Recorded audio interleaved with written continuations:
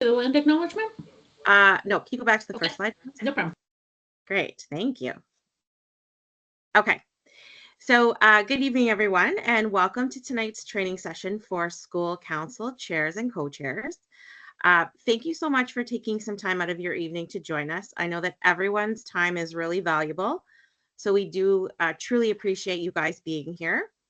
For those who don't know me, my name is Janelle Delbove, and I am one of the co-chairs of CPIC this year. With me tonight is Emily Runyons, as well as Angelo Cimino, who are both fellow CPIC members as well, and you will be hearing from them shortly. We also have Andrea Brown with us, who's helping with our slide deck. And Superintendent Dinolfo is also here this evening with us. Should we have any questions that the committee can't answer, we will certainly be tapping into Nancy's expertise. So welcome, Nancy. Before we begin, I just want to take a moment to sort of acknowledge your passion and your dedication to your role on school council. Taking on sort of a position of added responsibility is really a significant step, and it's really sort of a commendable thing. And I know that your students and your staff and the parents at your school community appreciate your efforts. And just the whole idea of, your involvement and your voice and your willingness to sort of plan and execute school events and activities really does make a difference for our students in our schools. So I really just want to say thank you so much for your gift of time, because it is time consuming and sometimes it's a bit thankless. So thank you so much. Tonight, really, our goal is to equip you with the necessary tools and insights to lead a successful school council. We have prepared a few slides for you, covering sort of some areas of things that we think are important to review in terms of the school council perspective. So we'll go through our presentation. If you have questions, we have built in some Q&A time at the end of our presentation. So you can either jot your questions down or we have the chat active. So if you want to plop them in the chat, we can address them when we get to the Q&A portion of our time together. So next slide, please, Andrea.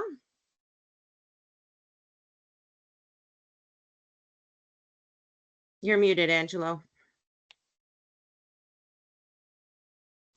I was just saying to myself, apparently, hopefully we can play the video for the land acknowledgement.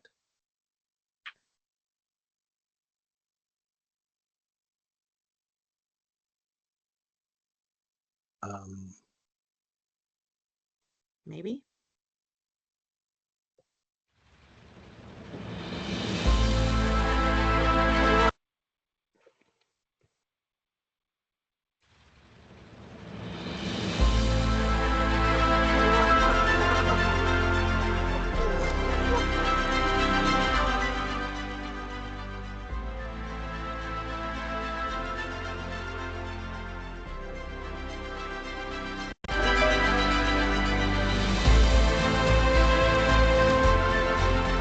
Halton, as we know it today, is rich in the history and modern traditions of many First Nations and the Métis. From the lands of the Anishinaabe to the Attawandaron, the Haudenosaunee, and the Métis. These lands surrounding the Great Lakes are steeped in Indigenous history. As we gather today on these treaty lands, our Catholic social teachings call us in solidarity with our Indigenous brothers and sisters to honor and respect the four directions: lands, waters, plants, animals, and ancestors that walked before us. All of these wonderful elements of creation exist, gifted to us by our Creator God.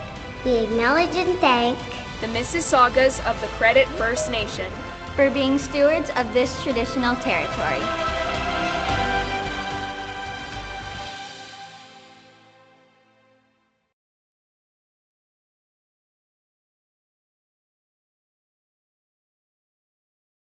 Great, thank you. So now please join me in the sign of our faith. Father, Son, Holy Spirit, amen. A prayer for a year of purpose. As we embark on a new school year, we gather in the spirit of hope and anticipation. Our Catholic school councils are a community of students, parents, spiritual leaders, and educators that hold immense potential. Within the walls of our schools are a place where hearts are nurtured and the gospel's values take root. We find the power to liberate young minds, enabling them to flourish in knowledge and happiness.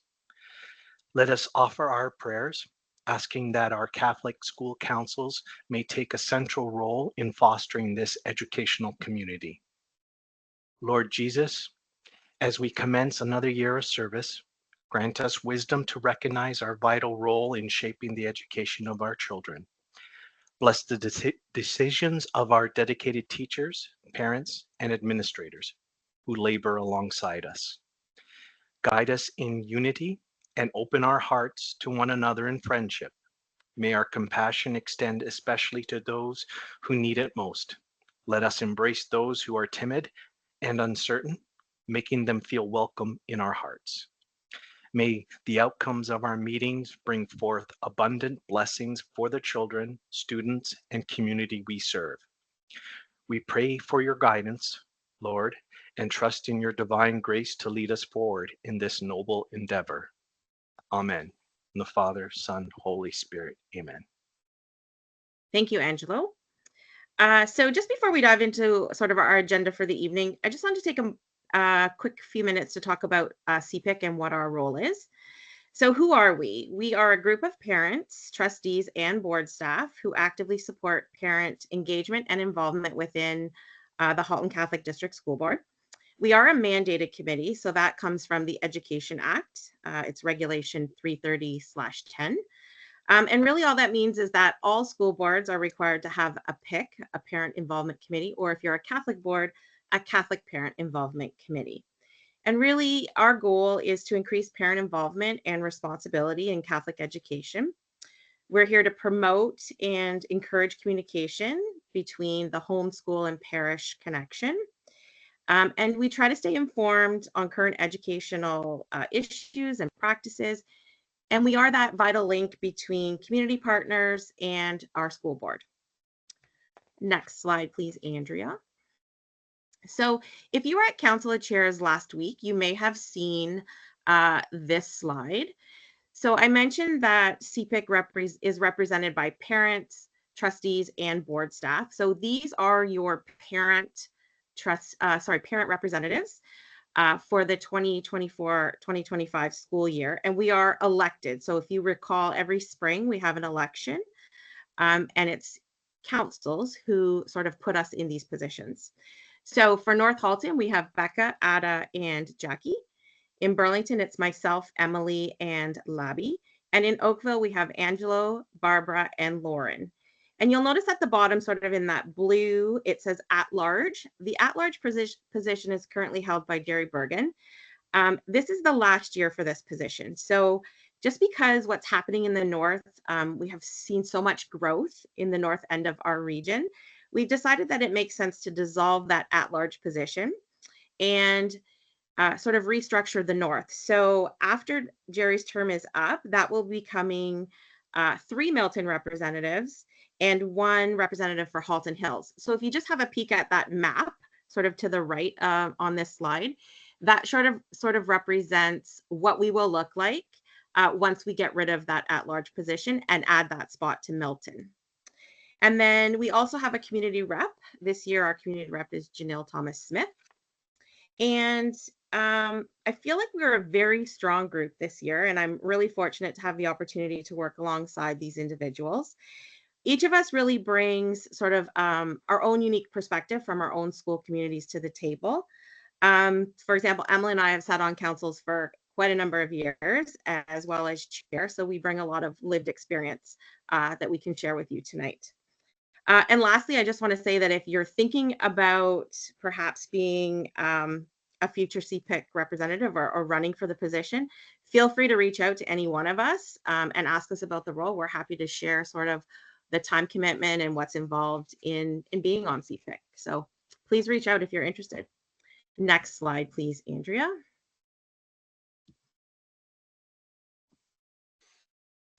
Yeah, so this is how CPIC can support you. So Janelle, Emily, and myself, we make up the school council support team within CPIC. We are a dynamic trio dedicated to guiding, supporting, and providing resources to your school council. Together we bring extensive experience in leadership and community engagement. We are here to assist with navigating school policies, improving parent engagement, and fostering a collaborative environment for your council's success. Our mission is to help your council thrive by supporting student success and making a lasting impact in our school communities. We look forward to working with you and encouraging you to reach out to us at any time for support or guidance. Some of the things that CPIC provides is like resources like toolkits, guides, and best practices to help school councils. Additionally, our networking opportunities foster collaboration between councils, enabling them to share experiences, which ultimately will create, we hope, a stronger, more connected community of councils. CPIC also plays a key role in facilitating open communication between school councils and the Halton Catholic Board. We ensure that the council concerns and feedback reach the board, allowing for meaningful contributions for decision making. This ongoing dialogue also keeps councils informed about policy updates, board initiatives, and upcoming opportunities to participate in shaping the educational environment. Lastly, parent engagement is important to improving student success. CPIC supports parents by providing engagement opportunities and organizing workshops that empower them to play an active role in their child's education. So next slide. So for a quick overview this evening, we will cover key topics that provide a deeper understanding of the roles and expectations of school councils. We will discuss the roles and responsibilities of school councils, just emphasizing how your contributions actually enhance the school community, the commitment required for effective participation, the composition of the school councils and their decision-making authority, and understanding school fundraising procedures, and also about the tools, resources, and policies to guide you in your role. Lastly, we'll have a Q&A session just to address any concerns or just clarify any topics that we bring up later on. Okay, next slide.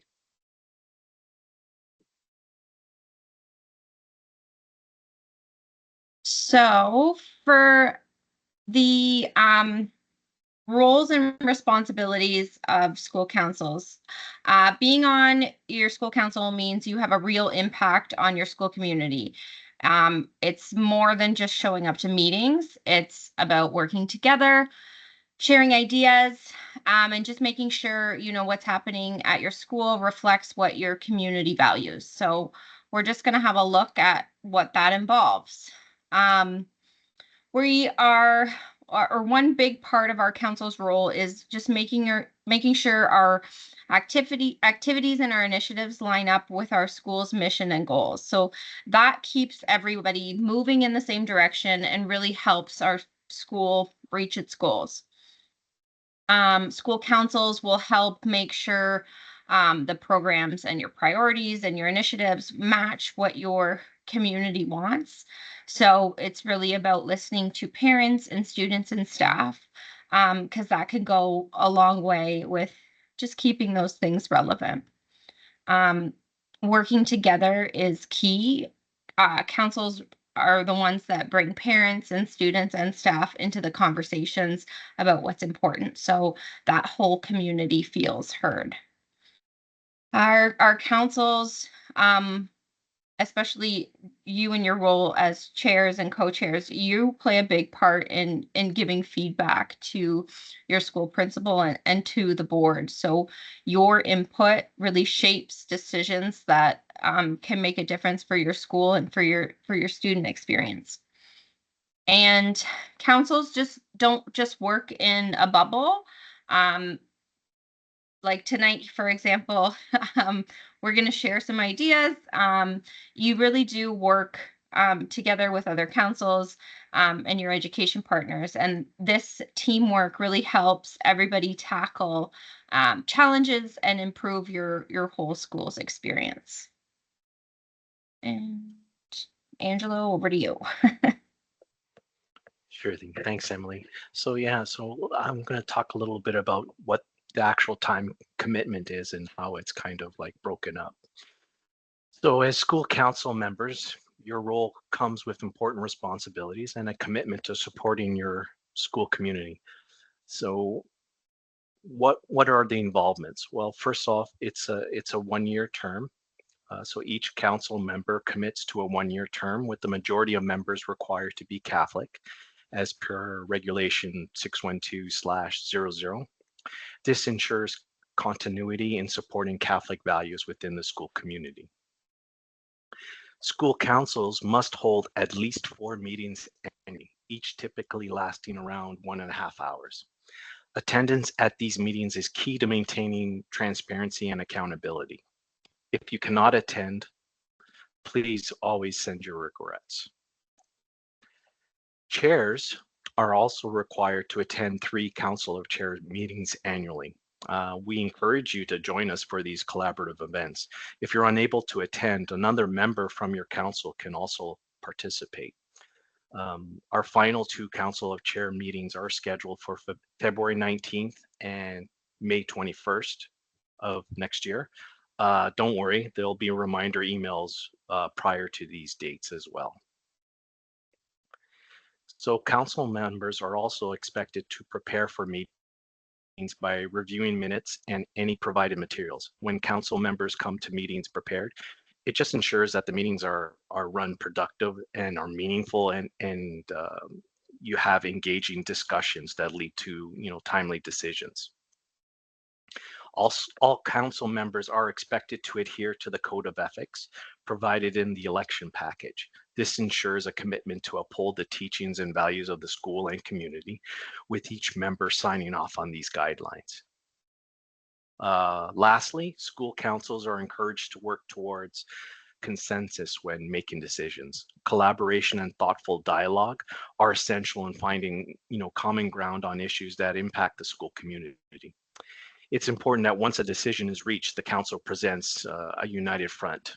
For example, I might not necessarily agree with a decision, but once it is made, I need to get behind it and support it because it's the will of the council.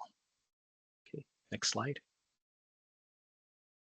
Okay, so I'm going to talk a little bit about school council composition.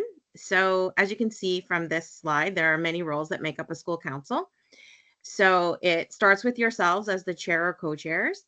Then we have the principal, teaching and non-teaching reps, a parish rep, a community rep, your OAPSI rep.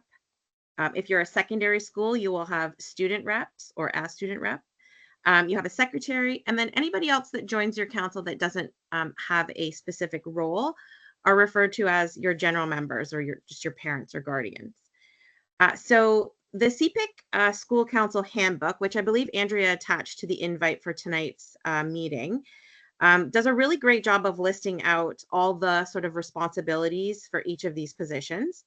So please reference that handbook, or also I believe most school council bylaws also outline the roles and responsibilities of each of these positions. So I'm not going to cover them all. If we have questions about some of the other ones, we can certainly address them in the Q&A, but I really want to focus on your role as chair or co-chair. So ultimately your job is to keep the council on track with timelines, to delegate tasks, and to be sort of that main communicator with your school administration. You're also responsible for preparing the agenda and for chairing all the meetings. It's also your role to make sure that the minutes of your meetings are captured or recorded, that they're circulated to all your members on council, and that they're made available to the school community. So I know for my school, we post them on the school website so that any parent can access them. There are sample minutes in the council handbook. So if you want to know what a good set of minutes looks like, you can check that out. You're also required as the chair or co-chair to participate in information sessions or training programs that might be offered. And really your job is to communicate effectively with your school principal. And I always say the key to a good council is the relationship between the chairs or co-chairs and your principal. And you're also required to ensure that there's regular communication between the council and your school community. So I know for my school, our principal puts out a sort of weekly update or sort of glance either at what's coming up or what has taken place in the past week. So we have a section in that sort of weekly update that she sends out where we talk about things that are happening from a council perspective. So whether it's fundraising or events, community building events, things like that, we have a section in her update so that we can keep the community informed. And then lastly, your job is to consult with senior board staff and trustees whenever that's required. So next slide, please, Andrea.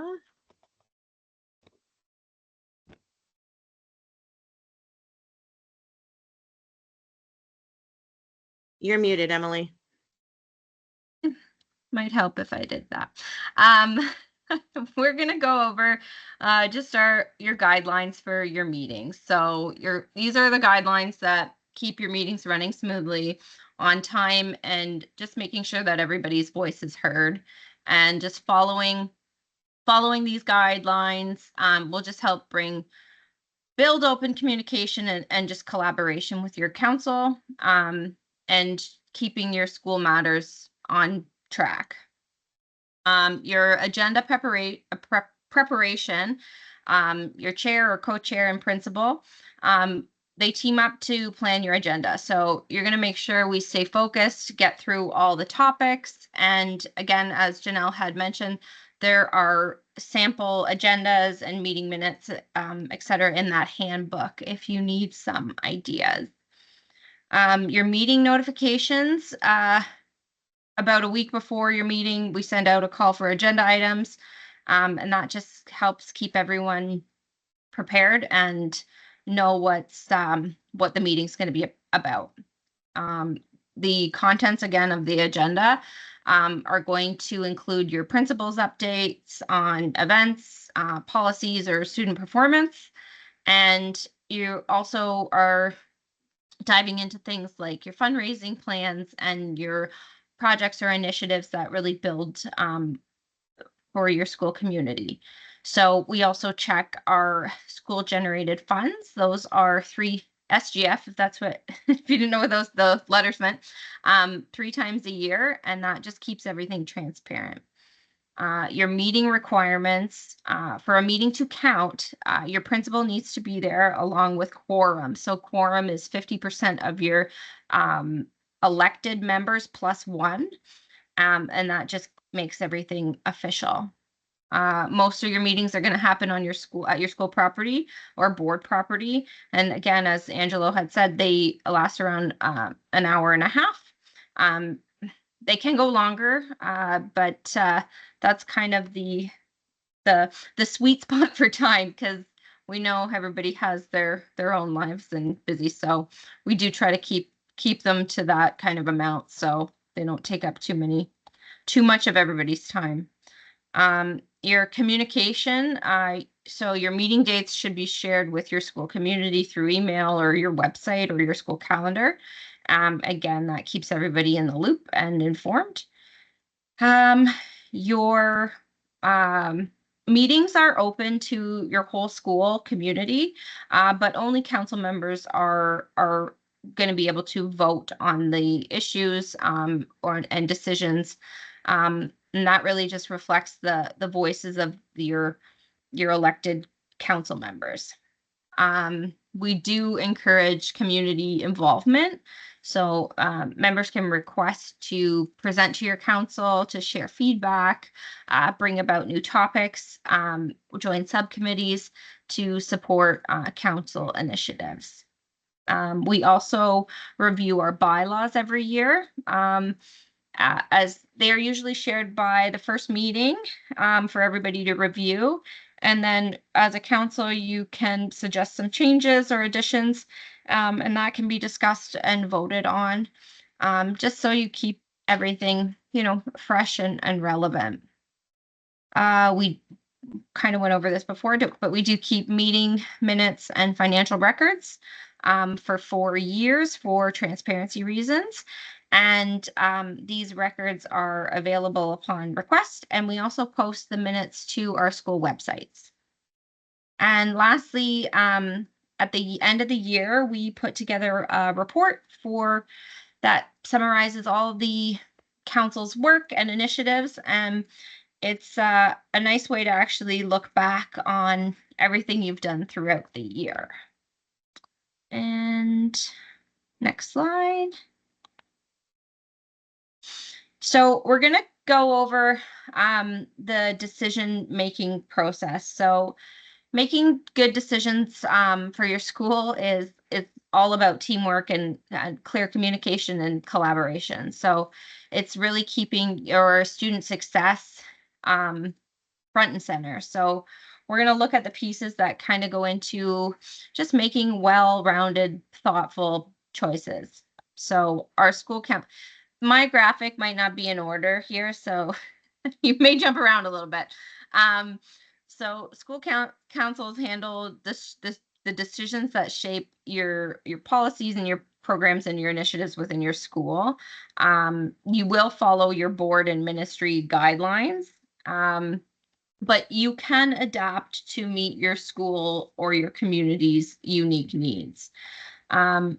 Decisions happen through collaboration between your parents, your teachers, and your community. And you're just bringing everybody together to hear everybody's perspectives and choices, so that really will reflect your community's needs and values. At the heart of our good decision-making process is a focus on what supports the students. So your student growth and success, as well as balancing the board guidelines with your school's specific needs. So just working together with that respect and, having an open mind that can bring everybody to consensus, because that's what's going to benefit everybody. Making choices at our school level just builds accountability and gives everybody ownership with what's going on in the school. This process doesn't just boost kind of morale, it really strengthens our relationships between our parents and our staff and our students, and just creating an environment where everybody feels supported and heard. And the next slide here. So we're going to dive into just some guidelines for our school fundraising. Fundraising, as you may know, is a really great way for you to support your school's initiatives, and just following a few guidelines, keeping everything transparent. And we're going to go over how we get approval, how we handle our funds, and just making sure that we're keeping all our activities aligned with our school's mission and our board policies. And next slide, please. So fundraising is about boosting our learning environment and so supporting our school's initiatives, and to keep things running smoothly and aligned with our goals. We're just gonna give a rundown of what's needed. So your purpose of fundraising is to enhance our learning and school programs that benefit students. So it's important that those activities that you are doing, again, supports the goals of your school. Your approval process before anything starts, you have to make sure you get that green light from your principal. That's going to keep everything in line with the board policies, and as well as our Catholic values. So lastly, just planning and communication, keeping things transparent is key. You want to let your school community know what your fundraising efforts are and how those funds are going to be used. So it's important that you have clear communication, so everybody's involved and everybody's informed. And next slide, please. Just to continue with this. We have our record keeping and accountability. So our detailed financial records are maintained for accountability reasons. Our SGF report is completed in collaboration with your Catholic School Council 3 times per year, and that is posted to our school websites. The appropriate use of funds. So funds raised should go towards your specific goals, what they're intended for. These are things like extracurricular activities, school events. These are not going to be things that are like core curriculum items. So textbooks or desks, basically things that the ministry covers are for the ministry to cover, not for our school generated funds. So us as councils, we play a role in deciding how the school generated funds are used, but it's best to approach that between yourselves, your council, and your principal. And lastly, your community involvement and partnerships. So working with your local organizations is an amazing resource and a great way to build your community, as long as those partnerships are respectful of our Catholic values and they don't take advantage of students in any way. If you are inviting a speaker for a parent engagement event, you really want to make sure that those speakers are vetted. So it's important, it's very important for you to do your due diligence with everyone you are planning to work with. And next slide. Okay. So now we're at the resources and support. To support school councils, there are a variety of resources and tools available for you. These resources are designed to ensure you have the guidance and support you need to fulfill your role. First and foremost, CPIC, we are here for you to ensure that your voices are heard in shaping school policies and decisions, and to guide and support you in your roles on council. The School Council Handbook. The handbook offers practical information on meeting protocols that kind of Janelle kind of pointed out, like having examples of how you would set up an agenda, decision-making processes and effective practices, providing both seasoned and new members with the tools to engage effectively. Other is the principal, vice principal support. They provide the guidance and they collaborate with the council to ensure that goals are achieved, helping to align council activities with the school's mission and policies. There's also the Council of Chairs meetings. These regular meetings are an opportunity for school councils to connect and network and learn from each other. They provide a platform for sharing best practices, discussing challenges, and bringing new ideas back to your school. The board website is also a great resource, offering board level policies and procedures that guide school operations and council activities. In addition, it provides updates on events, board announcements, and access to resources for both parents and students. OAPSE, also known as Ontario Association of Parents in Catholic Education.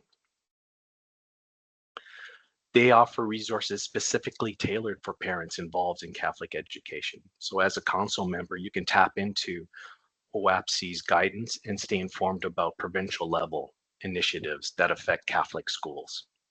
Also, again, collaboration with other councils, just sharing, it sounds like I've said it a few times, but I can't stress that the importance of it. So, and it just also fosters more supportive school community as a whole.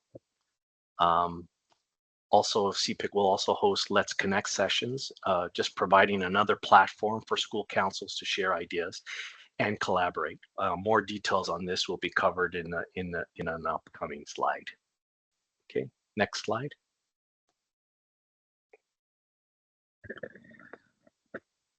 So also we have our WhatsApp groups. We find it's a great way for school council members to quickly connect, ask questions, and share ideas with others in their family of schools. Just drop your questions or thoughts in the chat, and often someone in the group will have the answer.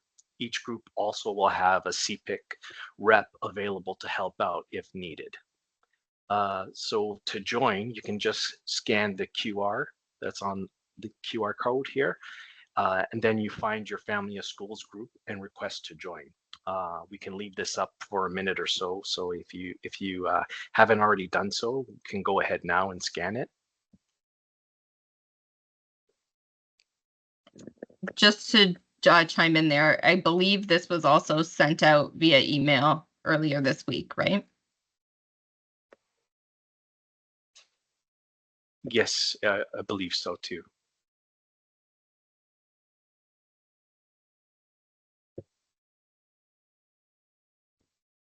Okay, so next slide, Andrea. Next slide.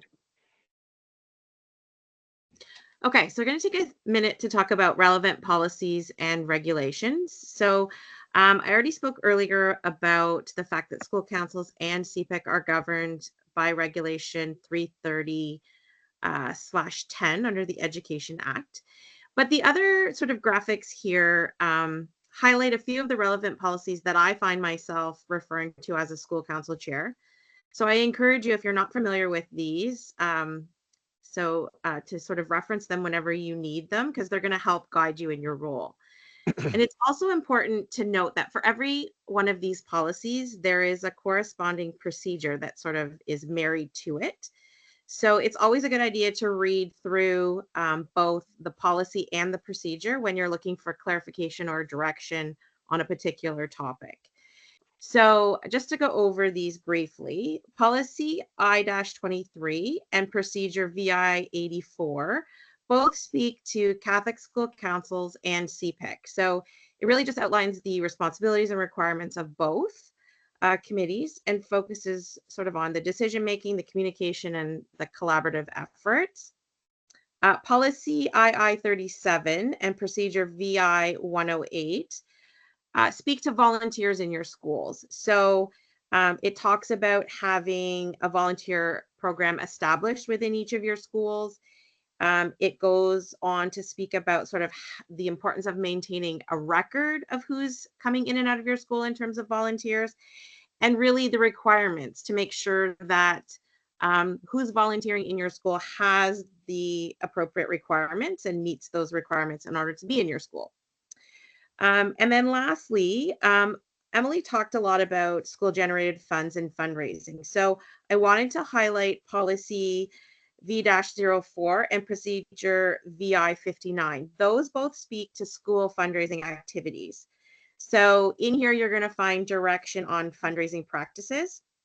And I know for myself, I get a ton of questions from both parents on council and parents in the community, as well as staff, around what we can spend our school generated funds on. So I love to direct people to procedure VI-59.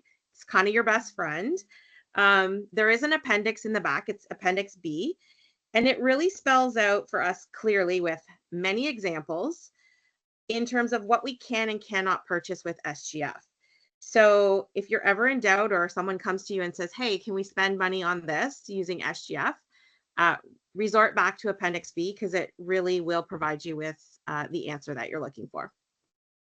Next slide, please, Andrea.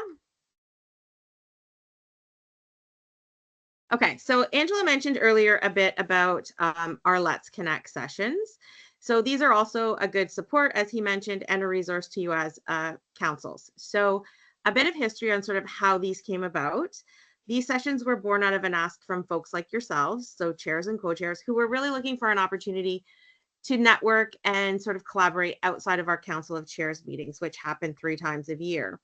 So these sessions are really meant to be a collaborative platform. It's informal, where we come together and we talk openly really about what's important to you as council chairs and co-chairs, or even just members.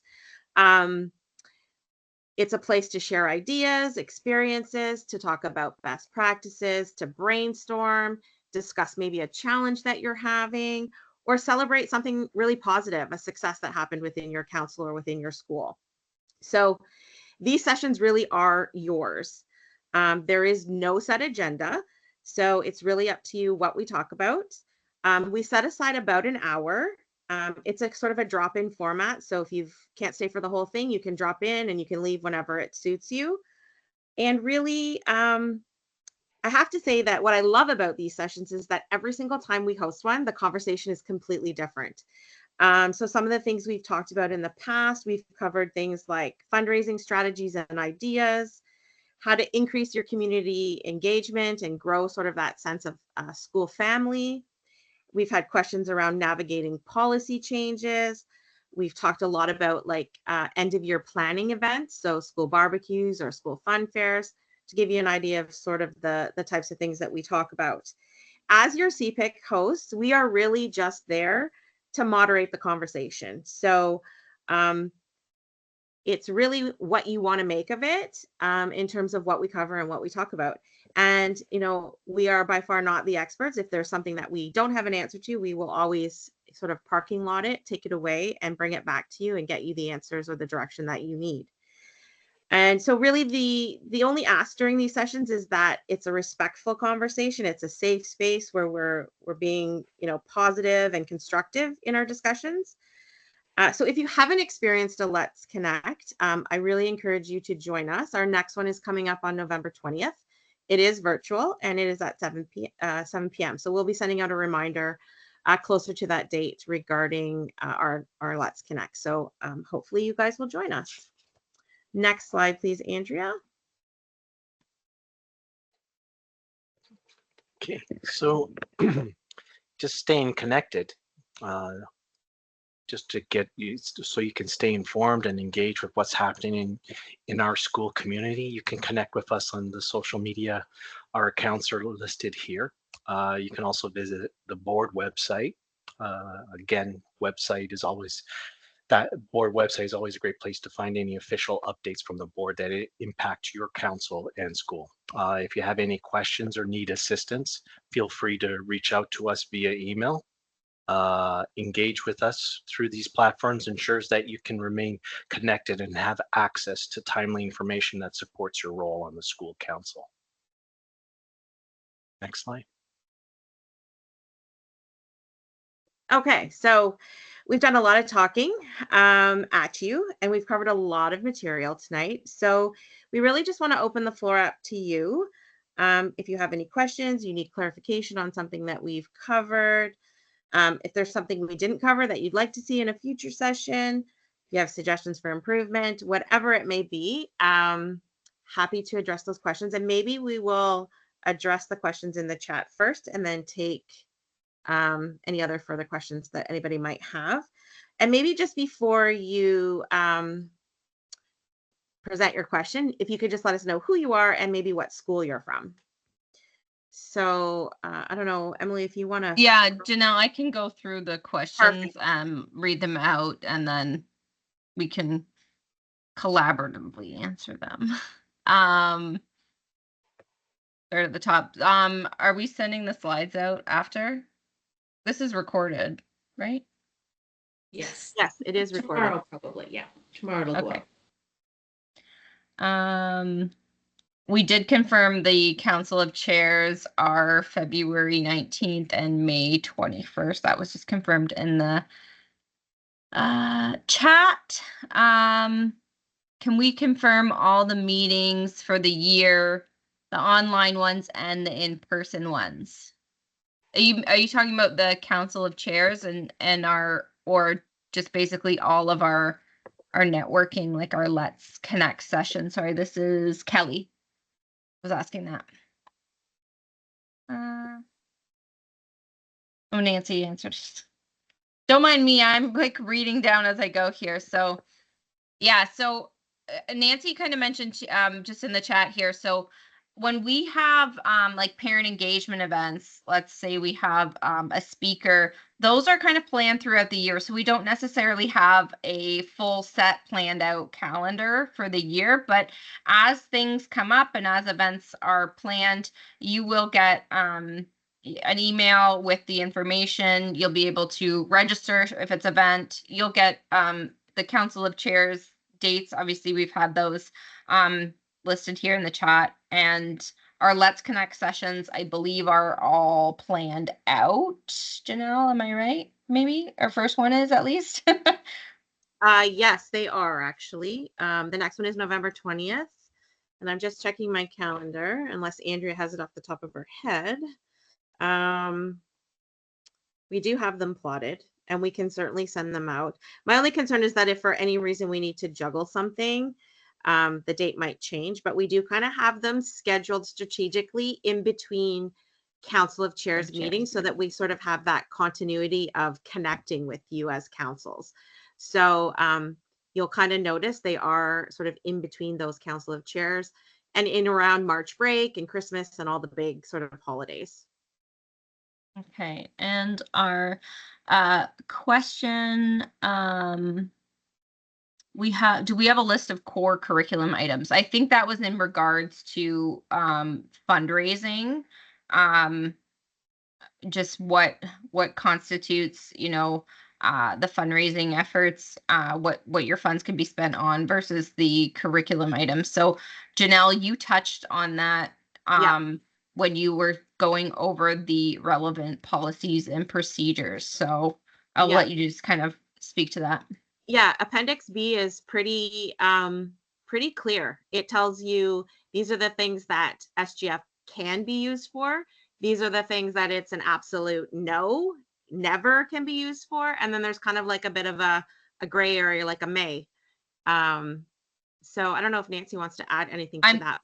I'm just going to put the policy and procedure documents, the numbers in the chat here. So if you need to reference it, you can go to the board website and you can review.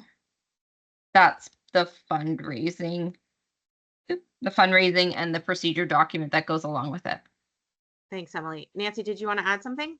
Yeah, so if you can go through that procedure has it all listed in there.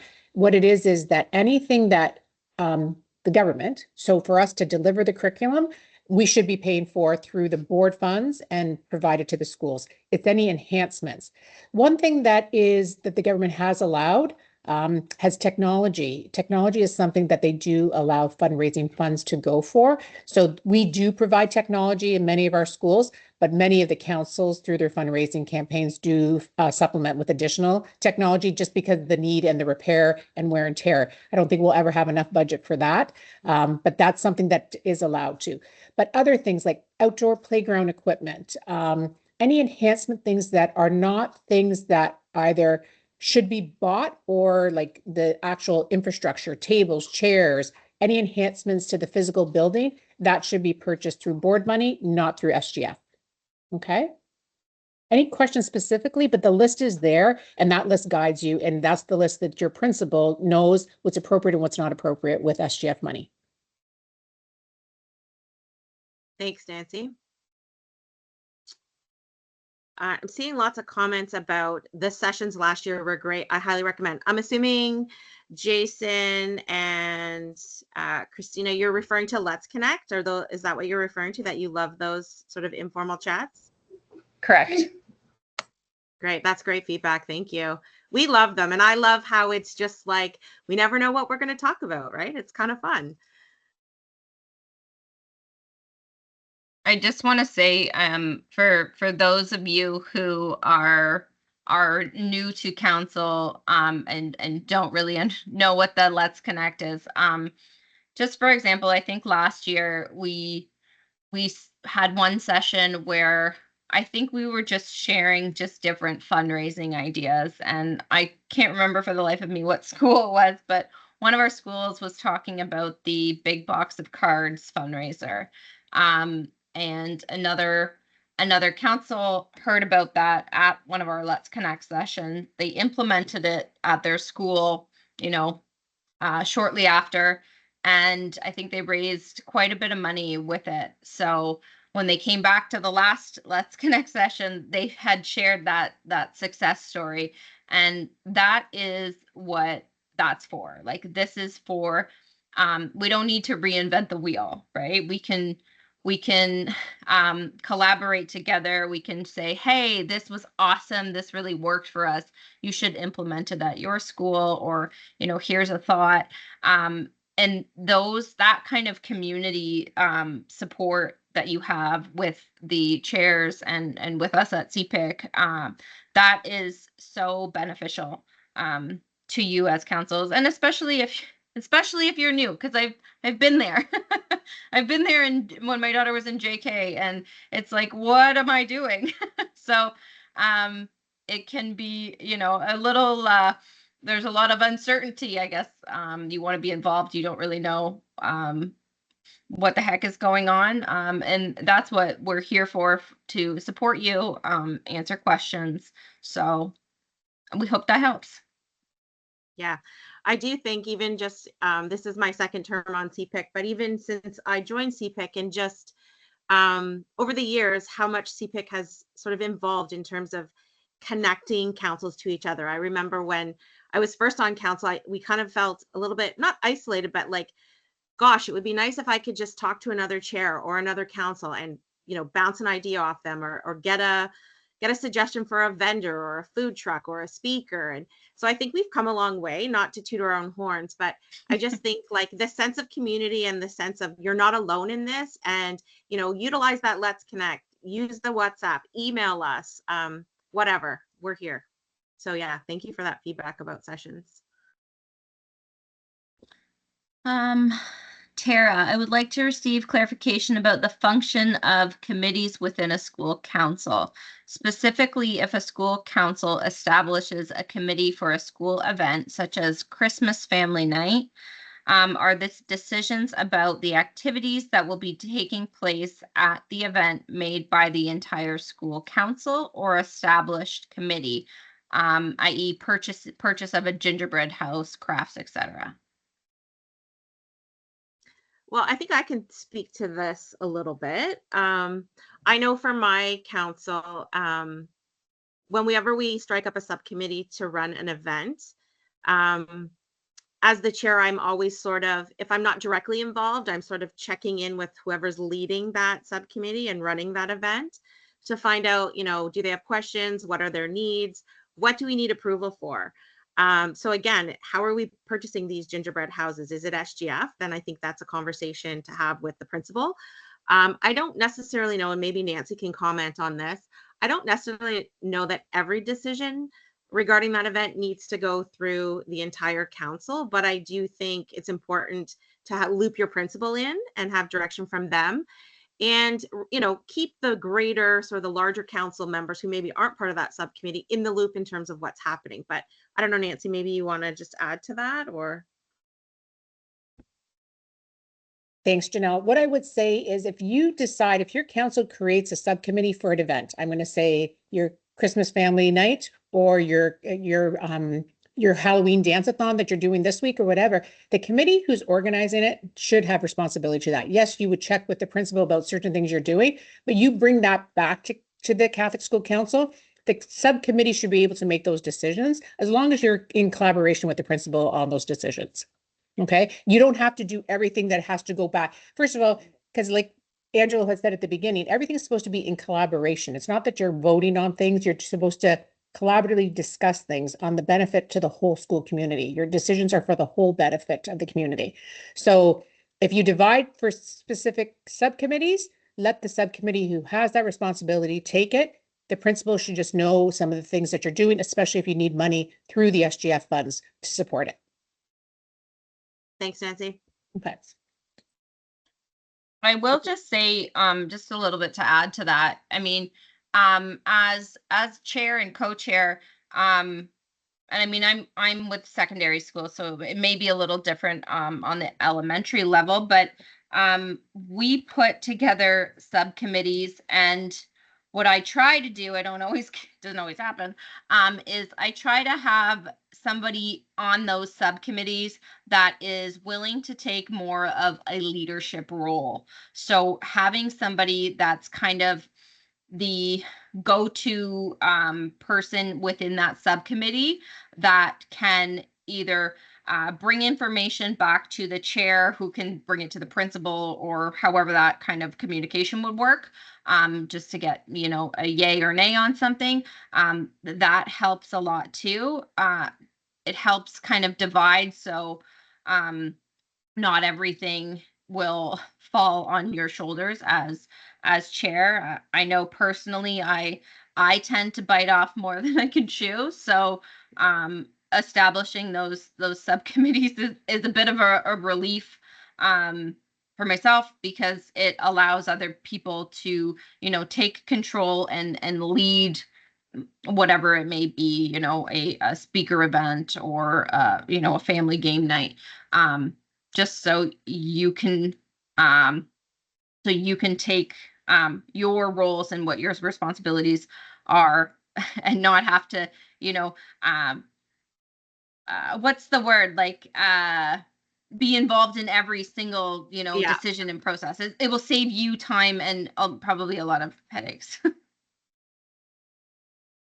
I think Tara has her hand up. Yeah, Tara, you have another question? Hi, good afternoon, ladies. What my question primarily was about the committees was the fundamental decisions of of a night, right? So, if you're establishing a goal, right? I would assume the whole council would be inputting into the goal, right? I'm not talking about the administrative, oh, who's buying gingerbread houses, who's going to Walmart, who's buying the crafts, what kind of crafts we're having. Those kind of fundamental decisions, I do believe, should be made as a council, like as a whole, given that, that's why we have voting members, right? That's kind of how I feel. But if that's not the case, then, then I think I guess the bylaws needs to kind of sort of determine what a committee's role is, right?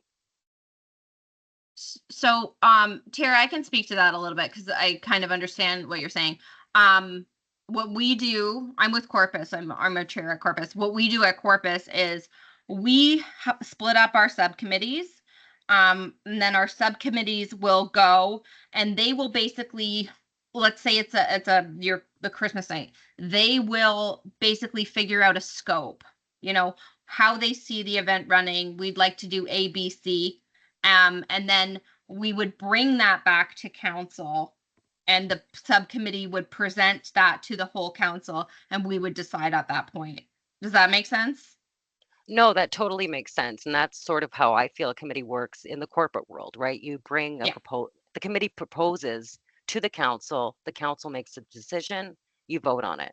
So it's not just a group, making the decisions on the council. Like, that's how I feel. Like, I try to be as transparent. I've been doing this for 10 years, like I need to let my council know everything, because, that's just fair, right? Why join a council if you're a voting member, right? Yeah. I mean, I don't know if there's, maybe Nancy, you can speak to that, if there's like actual like bylaws, or, any sort of guidelines that you'd follow for subcommittees, but that's how we would, in my experience, that's how we kind of collaborate and come to a consensus, is that you're letting those subcommittees go off and, figure out that scope of how they want things to work. And then it's coming back together as a council and saying, this is what we would like, and then everybody voting on it. Right. That I agree with you on that, Emily. And Tara, I agree with you on what you're saying. I think it depends on your council, though, and depends on how big your council is and how many members are and that. So some of our high schools councils have like 38 and 40 people on it. Okay. So there's where I'm going to say, if you have a big school council, you may want to, like what Emily is saying, and I think what you're doing is with your subcommittee, get the scope, decide what you're doing, bring it back to council so everybody knows what's happening for the event. But what you don't want to happen is that, especially like, is the work being done only by the members who are on part of council, or is there, because a lot of times what happens is there's a subcommittee and all the people that are helping that subcommittee aren't even on council, but they're parents who said, this is the event I can help this year with, right? So you want to know who's going to be doing the work, who's planning it and bringing it back to council and making sure it aligns with what your goals were for the year for the school. And make sure it's aligning to what's functioning in the school. Like if you're doing a big event, is it conducive to the environment? Is the school available for the whole school event that's happening if it's being done outside of the school day?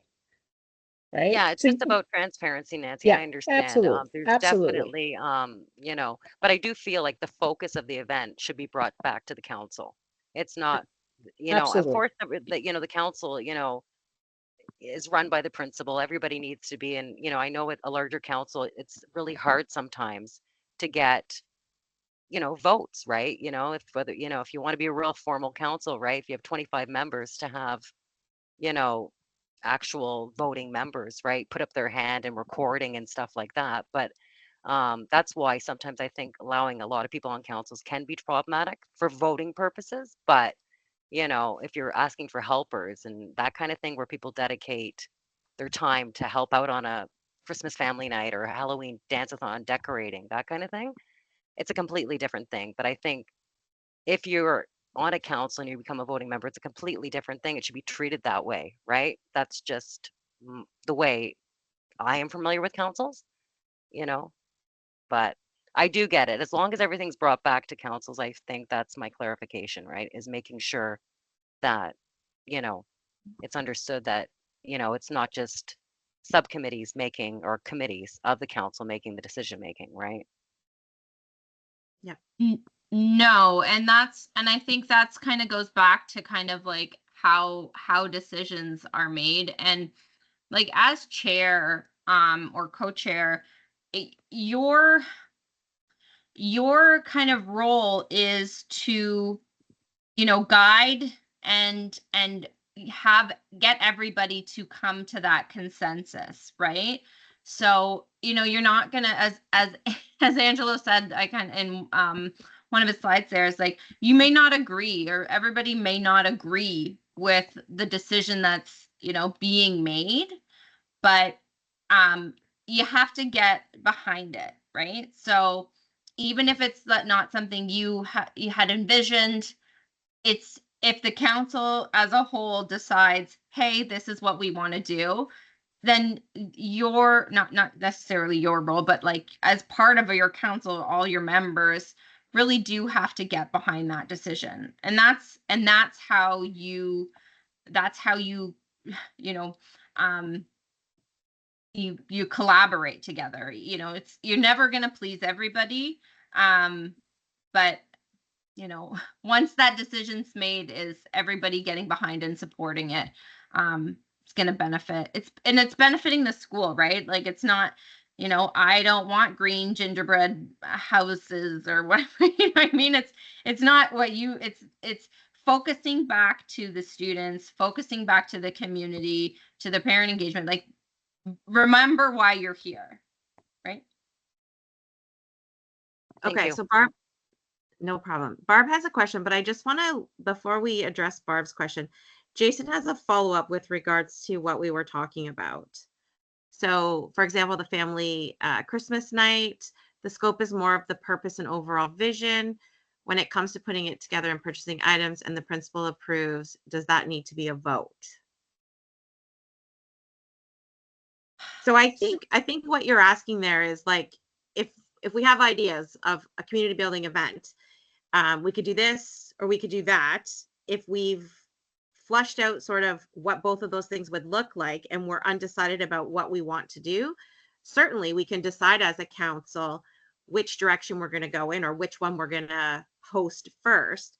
But then I think what Emily and Nancy are saying is, if you're giving that responsibility to a subcommittee and there's a lead for that subcommittee, as the chair, I think it's important to let that subcommittee take it away, work on it. And if there's any direction that they need from you as the chair, or if they want the opinion of council, or they need to run something by the principal for approval, I think that sort of needs to just happen. As the chair, you don't necessarily have to have your hand in everything, if that makes sense. I don't know if that answers your question, Jason. The other thing I would add to that is, if you're doing a community event like a Christmas family night, you may want to, like, that would have been part of your SGF plan for the year, where you are allocating certain amount of money from the fundraising for this Christmas family night. So sometimes some people get really enthusiastic about an event, and then it comes up with, I'm going to use a crazy number, but $5,000 to $10,000 for this Christmas family night that you had fundraised for. Okay, and that's sometimes where it gets sticky, because it's like, okay, we fundraised all this money for the school, but we're putting it back to doing a fun night at Christmas. I'm just using this as an example, okay? So that's the only thing I would say you want to be clear on before you start your planning or you go off with your subcommittee, to know what the budget is that you have to work with for that event. Okay, that's where it might get a little sticky, is how much you're spending on it. Okay.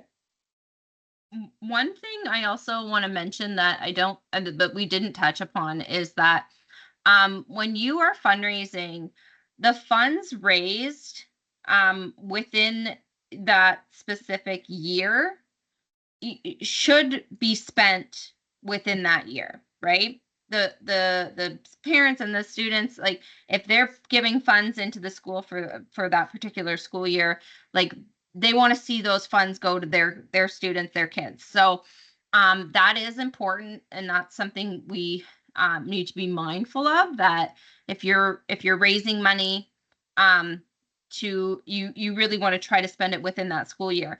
That's not to say that you can't put aside, like, let's say you wanted to put money aside to build I don't know, computer lab, or want to put some funds so you can do something in the future. You can do that. But I know that it should be, the money coming in should be spent on the students that are in the school that year. Does that make sense? Yes. Yep. Okay, so let's go back for a second to Barb's question. So she asked, can you please clarify who are the voting members, 50% plus one? Is it only the elected roles, or are you able to choose how many members can vote? For example, 50 members, 5 elected roles. How do you decide which of the 45 others get to vote?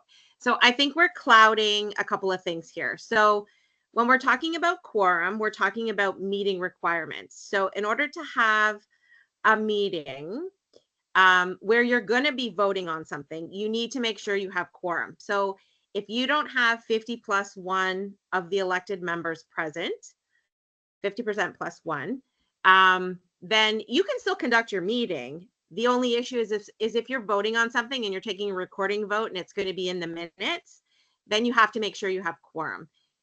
If we don't have quorum, then we can still conduct a meeting, but that vote can't actually take place. So that's kind of the one thing I wanted to point out. So it's really not about 50 people. It's 50% of the members plus 1 need to be elected members. So along those lines, we talked about how your council is open to anybody. So yes, the agenda goes out to your council members and the meeting date is set and it's communicated to your school community. If somebody who's not a member who joined council, just a parent who decides to come and listen in on your meeting and maybe, you know, have a say in something, that person is welcome to come to your meeting. But if there's a recorded vote, they're not considered a member, right? They didn't join council, they weren't commissioned, they didn't sign the code of ethics. So they're there as an observer, really. So that person would not be considered someone who could vote if there was a recorded vote that's going in your minutes. So I don't know if that answers your question, Barb, or if Nancy wants to add anything or anyone else, but that's just sort of my 2 cents there. What I can clarify is none of our schools, so 58 schools, not one school council had an election. In other words, that any parents who came to that first meeting who completed a nomination form and attended the first meeting, they're part of the council this year. Okay. So I know many schools have amended their bylaws to how many members. Okay. The average schools are doing it somewhere between 10 and 20. Okay. That's how many council members they're having. Some are smaller. Okay. But some of our high schools have a considerable number. It's a little different at the high school level because of how many events are student run and how many events the parents are running. Okay. But technically, if there's 40 members who filled out their nomination form and were welcome to that first meeting and did the declaration, they're the members of your council. Okay. So don't get hung up on the number. Each of your school bylaws will dictate that.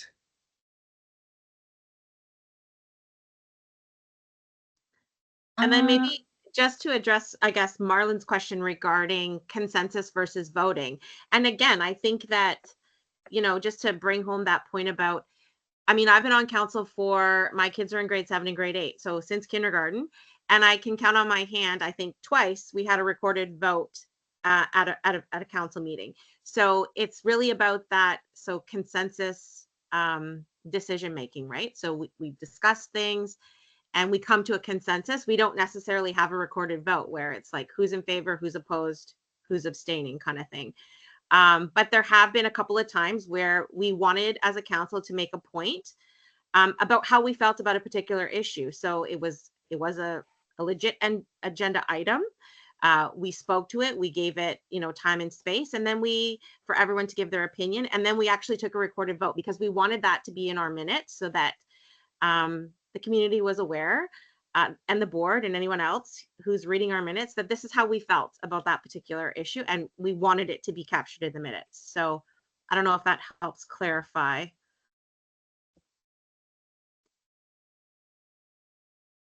We have, where are we? We have another question from Monica. She wants to know, how do you manage an elected member who has not attended a council of chairs meeting or a CPIC meeting? It's their second year on council as an elected member, only attends parent council meetings, and adamantly goes rogue regardless of established policies for multiple events.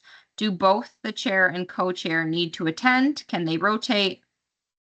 We don't think you're negative, don't worry. It's a good question. So just to clarify, are you referring to the elected member being a chair or co-chair? I think I need clarification on that. Yes, she is. Okay. But this is for council of chairs, just the council of chairs, or like the training sessions and stuff. Like, I don't think this training session isn't mandatory to attend. Council of chairs, the chairs should be attending, but I don't think, I mean, it would have to be written, I think, in your bylaws, right? Sorry, I'm just going to talk in because it's easier to talk than text. Sure. Yes, they've been the co-chair for the last 2 years, and they literally just show up for parent council meetings and decide to take on events and do as they please, regardless of board policies and school bylaws.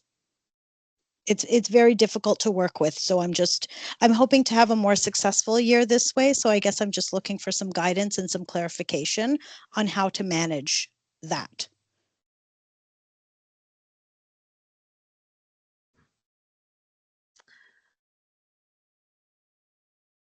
I'd offer that the co-chairs, because they're co-chairs, it's chair and vice chair. That's a different level of, right? So chair would have the more authority, if you could say, and then vice chairs below. But co-chairs, this level of authority or responsibility is the same. So is it co-chairs you are you chair and vice chair?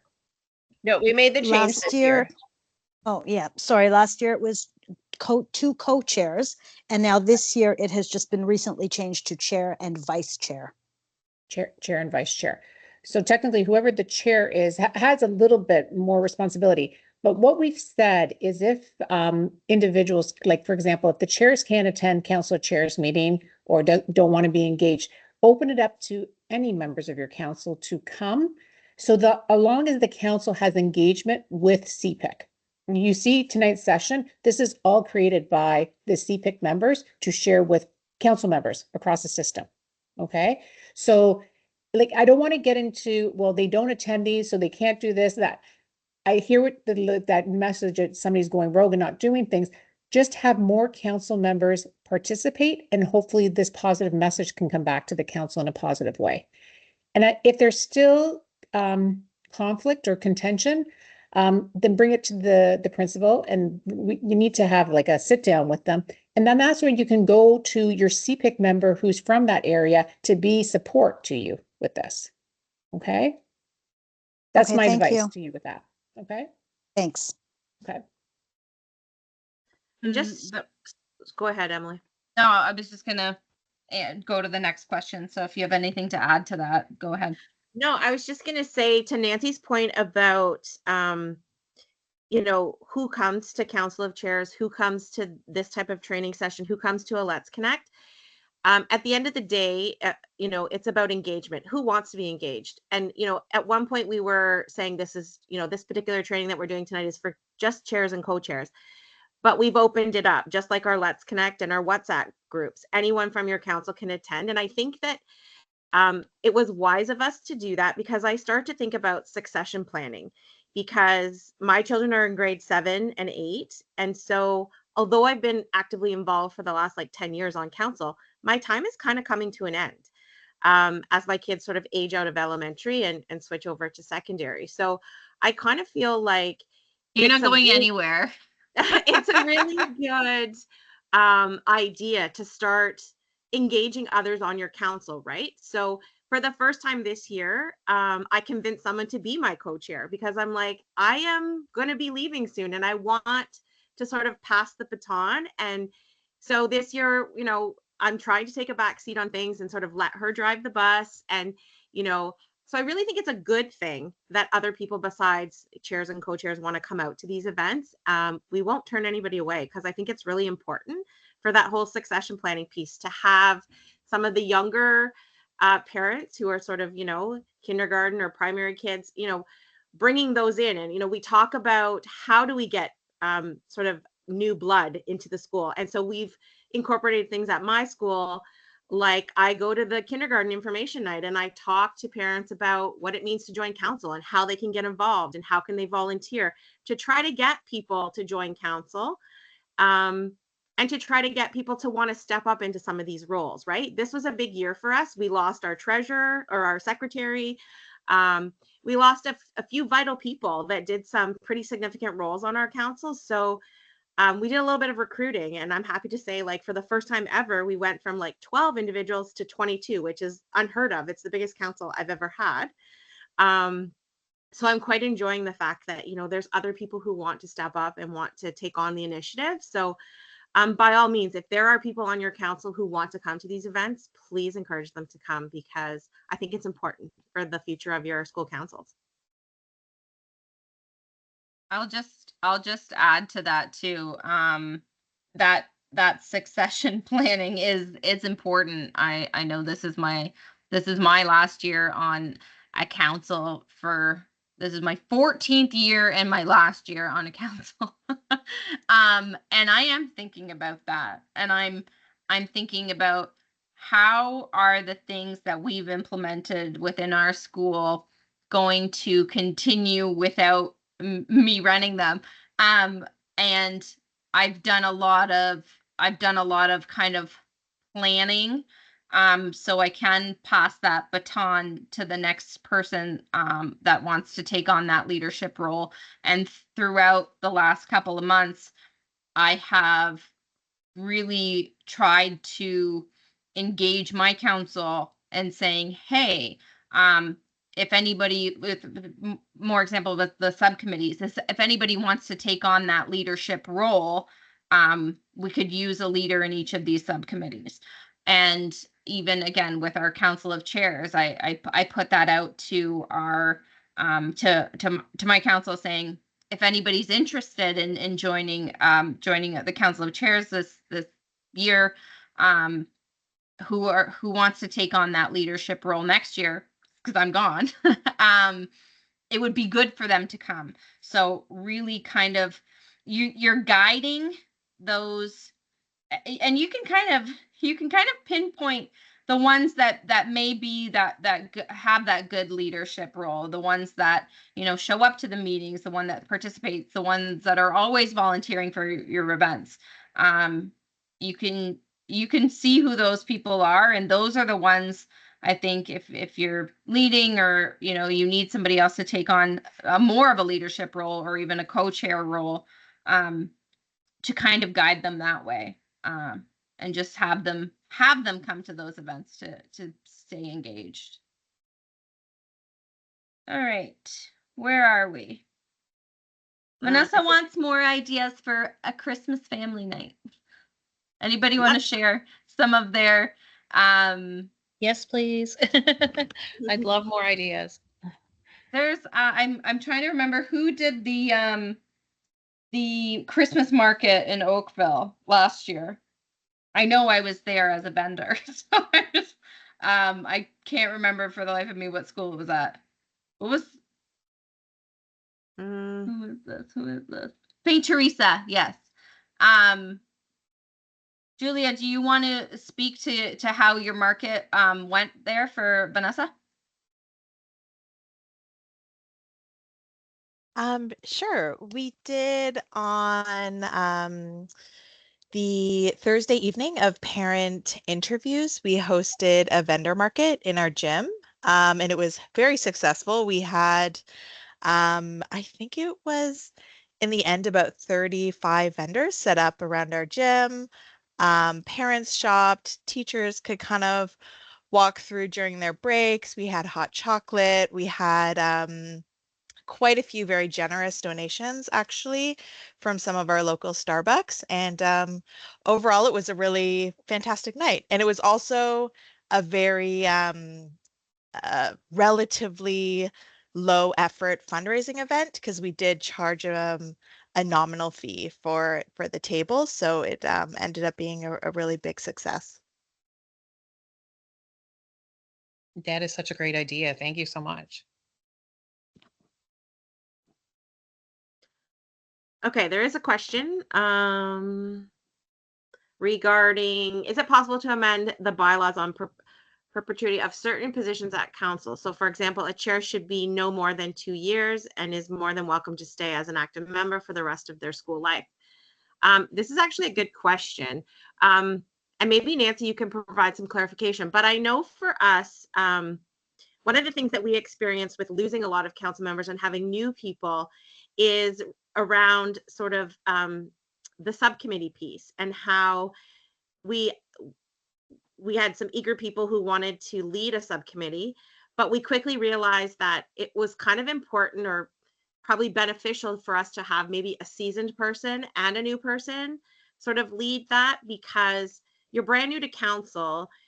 So we've thought about or toyed with the idea of putting something in our bylaws that says that you have to serve 1 term before you lead an event or a subcommittee, just to gain the experience of sort of how council works and how to run an event. But I don't know if there's a right or wrong. Like, is it possible, Nancy? Like, I think your bylaws can be whatever you want them to be. No?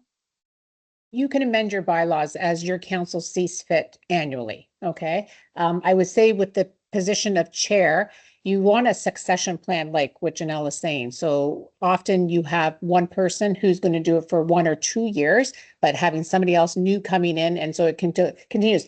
But then I also know in smaller schools, sometimes you don't have as many engaged parents doing it. So somebody may stay in that position a little bit longer. I wouldn't want to put there's no barrier from the school board that says somebody can't be a council member for like 4 or 5 years, but make sure the person is voted in annually is appropriate.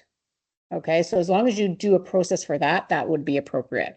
I guess maybe the question is if there's somebody who isn't working in collaboration with the rest of the Catholic School Council, and that's what's creating difficulty, just your principal knows that, and they're trying to make it work. And again, like we said, try to do it in collaboration, somehow have that conversation that, you know, you're not working in collaboration with all of us. I know it's not always that way, and we have a couple councils that may not be working as well, but you've got support with CPIC, you've got support of the principal to help work through that, okay? I think what it is hopefully nobody takes complete ownership and doesn't allow other parents to get involved, or only a select group if that's not appropriate. Okay, the council is there to support the entire school community, not just their own needs. Excellent. Thanks, Nancy. Do we have any other questions? I know it's 8:55. We've stole a little bit more time of your time than we anticipated, but are there any other sort of last questions before we close? Anyone? Again, if you think of something, if you have feedback for us regarding this session or any of the other sessions that we've hosted, please feel free to reach out to us. I know Angela went over all the ways that you can connect with us. But yeah, the conversation doesn't have to end here. You can join us on November 20th for our Let's Connect session. And really, I just want to say again, like, thank you so much for your involvement and for your leadership roles within your school councils, because, the success of your school council and the experience that our students have is really tied to your participation and your willingness to give of your time and your energy to run a successful council and successful events at your school. So yeah, reach out to us if you have any questions. Join us on November 20th. And again, just thanks so much for your commitment and your dedication. And we really appreciate you guys coming out tonight. And yeah, if there's no other questions, have a great night. And we hope to see you guys soon. Thanks, guys. Thank you. Next time I'll Thank wear my you. Eras Tour outfit.